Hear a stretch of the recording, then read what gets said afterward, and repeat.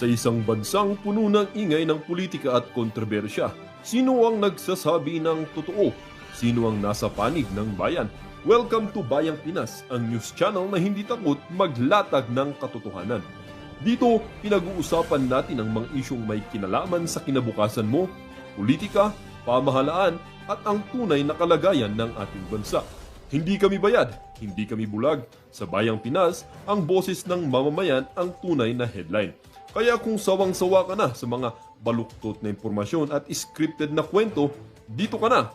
Dito sa Bayang Pinas, tayo ang bantay at boses ng bayan. Kung gusto mong manatiling mulat at informed, don't forget to like, share, and most importantly, subscribe dahil sa panahon ngayon, ang kaalaman ay kapangyarihan. Ito ang Bayang Pinas, balitang totoo, pusong makabayan para sa sambayanang Pilipino. Tara na't alamin ang tunay na balita. Mr. Secretary, nakikita ko po kasi dito, meron kang USEC for Regional Operations. Merong isa ring USEC for Regional Operations. Parang si USEC Bisnar yata, Luzon. Okay ka naman, no ka rin ka USEC. Pasensya na po kayo, Kapampangan kasi kaya. Visayas, Mindanao.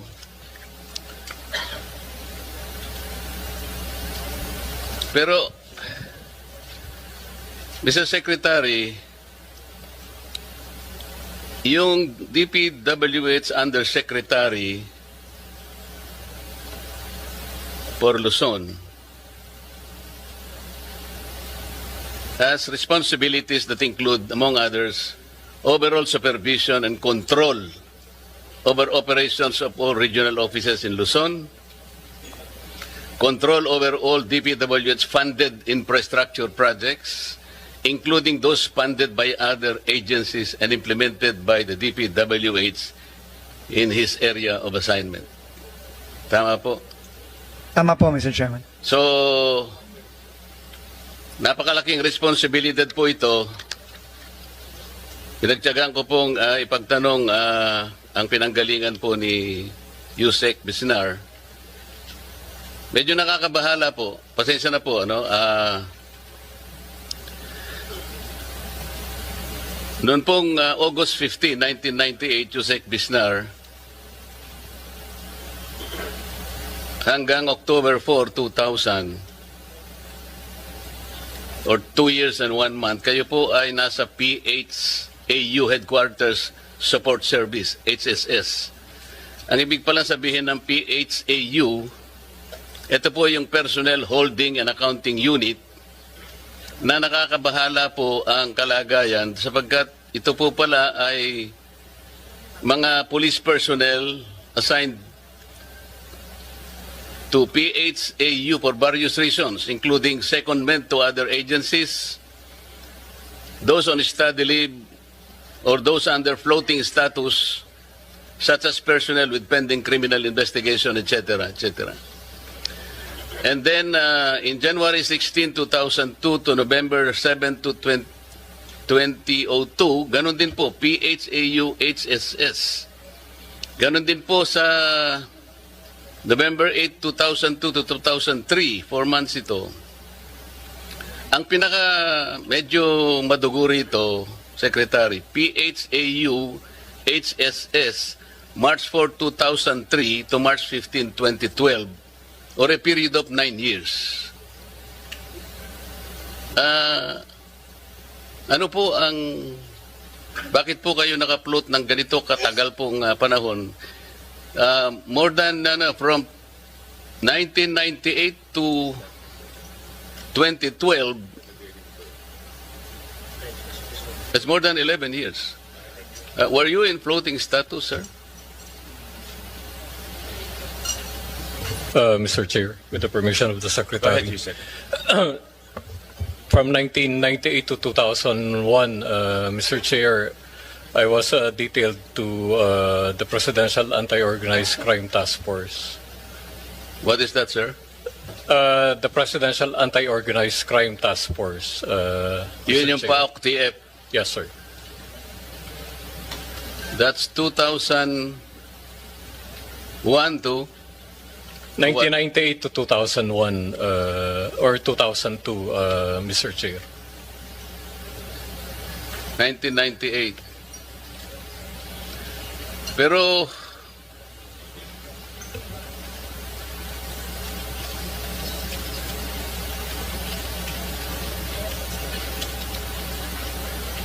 nagkaroon po kayo ng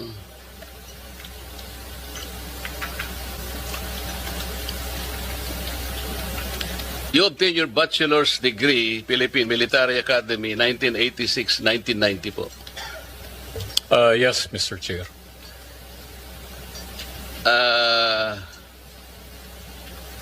Meron kayong Doctor of Veterinary Medicine, University of the Philippines, Los Baños, 1985 to 86. I attended the Did you finish the this? program. Apparently, parang hindi nyo naman nakumpleto. Tama? It's only for 1 year, 1 year. Mr. Chair. And then,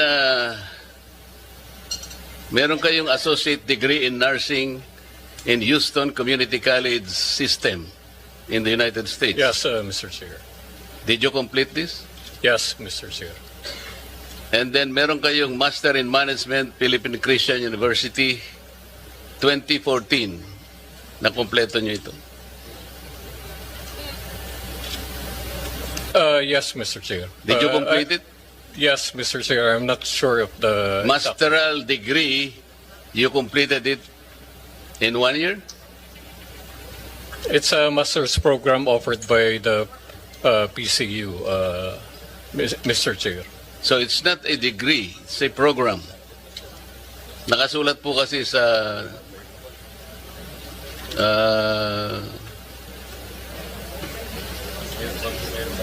ninyong background ay masteral degree.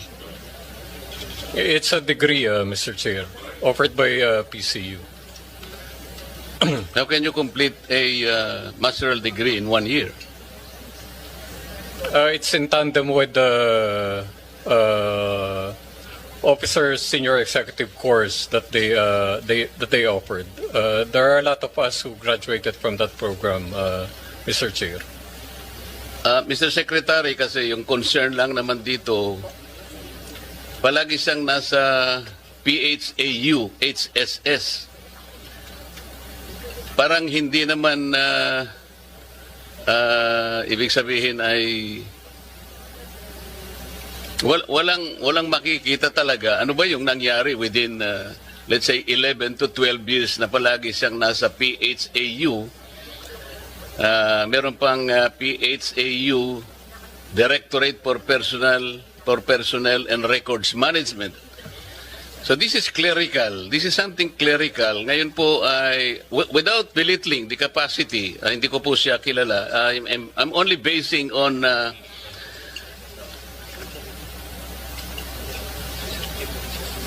kasi po noong 2003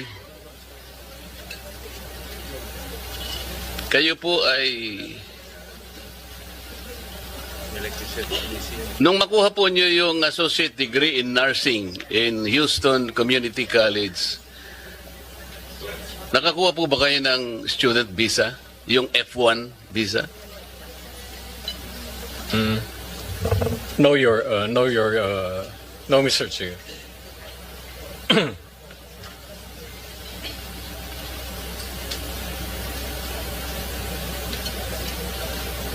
Naging immigrant kayo? Yan na. Mr. Chair, just to clarify, by 2003, I was dropped from roles by the PNP. And prior to that, I applied for study leave and emergency leave. Did you apply for citizenship or did you become immigrant? I did not apply for citizenship. Pero naging immigrant kayo? Yes, sir, Your Honor. Nako po, yan na. Di ka But makakamit. citizenship is a requirement for PNP members under Republic Act 6975. You know No. that, sir.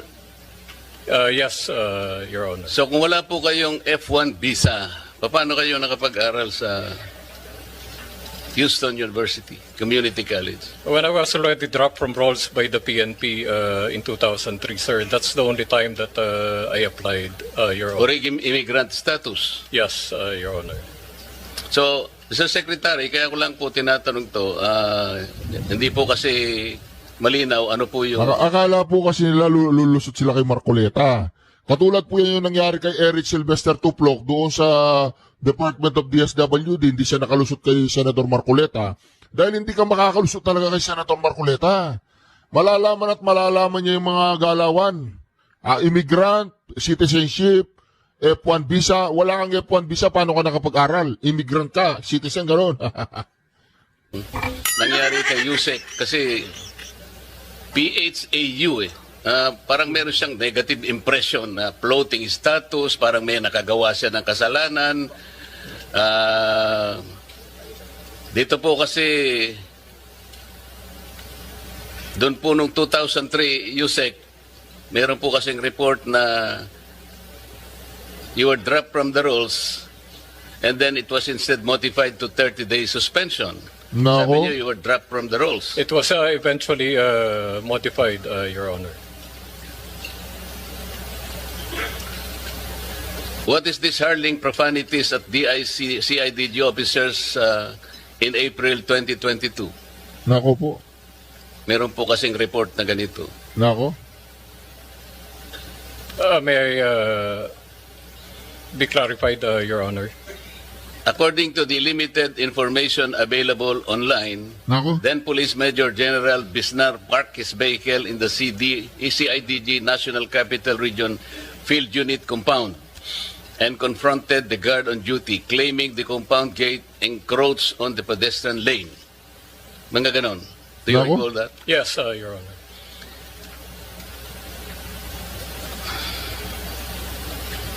And you have been reported to have berated a police officer assigned at the CIDG for wearing a bracelet at that time. Yes, Your Honor. Nako po. In October 2024, a complaint for grave abuse of discretion and unjust vexation against Bisnar were filed before the Quezon City Prosecutor Office by one Marites Cabilian, a non-uniformed personnel assigned to the PNP Directorate for Controllership. Yes, Your Honor. Nako po. So, Mr. Secretary, this is a very important position. Yun. As I said, I do not know him. I just relied on some of the facts which he admitted today. This is a huge responsibility. It's not only overall supervision, but he will be placed in control over operations of all regions in Luzon. Nako. Alam naman po natin dito ang pinag-uusapan natin sa Blue Ribbon Committee na talaga takot-takot na anomalya po yung ano. I am just a little bit wary na I do not judge your discretion in hiring personnel, Mr. Secretary, but just the same you may or may not know about all these details. I will probably provide you with this. Thank you very much, Mr. Chair. Mr. Chairman, if I may just make Yes, go ahead, quick, Secretary Dizon. quick manifestation. First of all po, no, I've worked with Nako, mga ka-reaction. Nakalkal po ni Senator Marcoleta ang katarantaduan nun. No? Ano bang posisyon ng Yusek ba yun? Yusek? Undersecretary Bisnar, former General Bisnar, for several months already. No? Former General Bisnar was recommended to me when I was appointed to be DOTR Secretary in February. And since then, we have worked together very closely. No? As he was head of the Office of Transportation Security, our OTS, and together we were able to really work hand in hand to virtually eliminate the problems of Laglagbagay and other problems facing our airports. No? And from what I know of him, no, he's a man of integrity. He's a man of even anyone who I talk to in the Philippine National Police. Walang yaka, Vince Dizon, sa lahat ng sinabi ni Senator Marcoleta, lahat ng katarantaduan nun, Man of integrity pa rin para sa'yo yun? Hindi mo ba narinig yung mga katarantaduang pinasa ni Senator Marcoleta? Pistation? Grabe ka, boy, Speaks very, very highly of General Bisnar, and this is why I invited him to join me in this very, very difficult task of cleaning up the DPWH. But nonetheless, any report such as this, of course, is very important to me personally. And just for the information of the committee and of Senator Marcoleta, I asked the NBI as well as the private sector groups to help me independently vet all the undersecretaries and assistant secretaries that I have personally brought into the DPWH, and that process of independent vetting is also ongoing. That's why the input of Senator Marcoleta is very welcome, because this is something that I do not take lightly. This is very important that we surround ourselves with the right people. As far as I know, and having worked with General Bisnar, he's a man of integrity. He's an honest man and a very, very strict person, which I think is very, very important as we try to cleanse the DPWH from top to bottom. But we welcome any form of independent information from the Senate, from our senators, and of course from any of those private sector groups that we have asked to independently vet our recommended appointees. So thank you very much, Mr. Chairman and Senator Marcoleta. Your assurance very relieving, Mr. Secretary. Good luck, Yusek Bisnar. Thank you, Mr. Chair.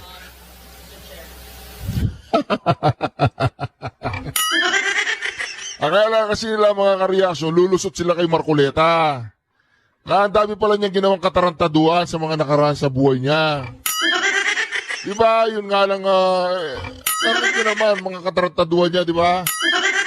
Yes, Senator. I was listening half the time because I was working here. I just take note, he's a veterinarian, a nurse, and may military background. Ang daming karanasan. Interesting, di ba? And I guess galing sa PMA, may disiplinang militar. I'm biased kasi galing ako sa reservist ako eh. Yes, so military training, FVR. Anyway, intrigue lang. Hindi ganon. Hindi naman lahat natapos niya eh. Hindi naman porket marami kang natapos, marami kang napag-aralan o marami kang kursong napasukan. Hindi naman ibig sabihin yun na Legarda, talagang yung integridad mo, yung honesty mo, talagang mapagkakatiwalaan ka na. Yung nga maraming pinag-aralan dyan, sila yung mga tarantado, di ba? Yung mga maraming alam, sila yung maraming alam kung paano baluktutin yung batas, di ba? Kaya itong Legarda na to, kung makapagsalita, kala mo, ganyan-ganyan, maraming ganyan-ganyan, ganun-ganon, crush niya siguro, Ako, veterinary, medicine, tapos nag-nursing, tapos military pa. Wala nga siyang natapos. I mean, hindi ko po narinig lahat ng sinabi ni, yun, nakita ko lang yung background. Tapos Hindi ka pala nakikinig, tas nagsasalita ka, background lang ang narinig mo. Grabe ka, Legarda, makinig ka kasi bago ka magsalita, pinapahiya mo si Marcoleta. Vice President ko yan eh. Kung mo papahiya si Marcoleta, yung anak mo, pasikatin mo na lang ng pasikatin. DPWH, medyo multitasker Gastusin mo ng yung anak mo, pasikatin mo. pala. At saka general pala. Okay. Naisip ko Thank kasi, Mr. Chair, na bakit hindi siya sa DOH o kaya sa Department of Agriculture eh. Yun. Mr. Chair, Baka wala siyang manakaw doon. Sa DPWH, maraming mananakaw dyan. Yes, Senator just to add yung sinasabi po ni Senator Marcoleta na PHAW, I've been a reporter of the PNP. I was assigned sa PNP Press Corps when I was still a journalist. PHAW, it's correct po yun, holding facility. Pero hindi po lahat ng tao na nalalagay sa PHAW ay may kaso. For example, Take the case of General Torre, wala po siyang pwesto. Doon nilalagay ang mga police officers na walang assignment. It's a holding facility only, pero it is not a disciplinary office. Rather, it's a facility where you put all your ranking officials, even low-ranking officials, non-commissioned officers, to that office while awaiting for their next assignment. It is not necessarily a disciplinary action office. Well, yung iba nilalagay doon disciplinary, pero marami din ang hindi nilalagay doon na not necessarily mean Oy, na may tulpo, ginawang kasalanan. tumigil ka, daldal ka ng daldal, tumigil ka. Yung mga nilalagay doon, yung mga may bulilyaso. Yung nilalagay doon, yung may mga bulilyasong ginawa, may katarantaduang ginawa. O katulad niya, no, ni Torre, wala bang ginawa yan? Kaya nga nagalit si Bangag. Tinawag niya tinawag niya yung pangit yung mga adik di ba? O tatawagin mo pa naman pangit yung mga adik, kilala mo si Bongbong Marcos? May atraso. It is just a holding facility. Correct me if I'm wrong, Yusek Bisnar. That's true, Mr. Chairman. And to give a little context to the complaints that were mentioned, yung mga yun po ay nangyari during the height of the pandemic, COVID pandemic. I was assigned as the camp commander of Camp Crame. And ako po talaga in-implement ko very strictly yung mga policies and guidelines, especially about pertaining to COVID. And talaga pong maraming nagreklamo against me. Pero ang choice ko po noon is maging lenient pero maraming magkasakit at mamatay, or sundin ko po yung guidance sa Chief PNP. At Hindi ganon. Hindi ganon. Pwede mo naman gawin yun ng may respeto sa kapwa eh. Nakikinig naman lahat ng Pilipino nung panahon ng pandemic eh. Hindi ganon. Huwag ka magpalusot. May pagkaabusado ka, General. Ng task force at that time at makapag-save ng buhay. Thank you, Mr. Chair. Thank you. Thank you, Senator Marcoleta, Senator Erwin Tulfo. Just to go back to those red flags, kaya importante, Secretary, itong detalye, as granular as possible. Importante talagang na-identify natin yung station number, yung length, kasi paglabas ng GA, pag generic siya, talagang aabusuhin to. May temptation na abusuhin. Pwede nga yung sinabi ni Senator Erwin na ayos pa yung kalsada, bakin na. Worst is ghost project. Kasi nga, pwede niya ipakita, tapos na, pero 2 years ago pala natapos na. So, moving forward, we will strictly implement yung station number, the details, starting this coming 2026 budget. And I'll show you something na dumating lang kagabi, no? Hindi Mr. Chair, kahapon po nag-uusap tayo. Sunday we were both working and we both acknowledged that we received the June or July list of allocable but not the September. So I am told by our staffs, wala pa rin. May we request the September as revised. Maski po hindi na yung words allocable, anyo mo, hindi naman kasalanan na may ceiling. Tama po yung sinabi nyo. Hindi naman forever kailangan humihingi ang congressman or ang mga mayor. Tapos, yung hindi district projects, makinig kasi kayo pag tinatanong ko po. Yes, yung hindi po district projects, yun ang tinatawag na non-allocable. Di ibahin natin ang pangalan, non-district, ganun lang. Wala namang masama dun eh. Alam nyo, first, allow me to commend the President and commend Secretary Dizon for heeding the clamor of both houses of Congress. I do not claim authorship of that idea in bringing down the DUPA.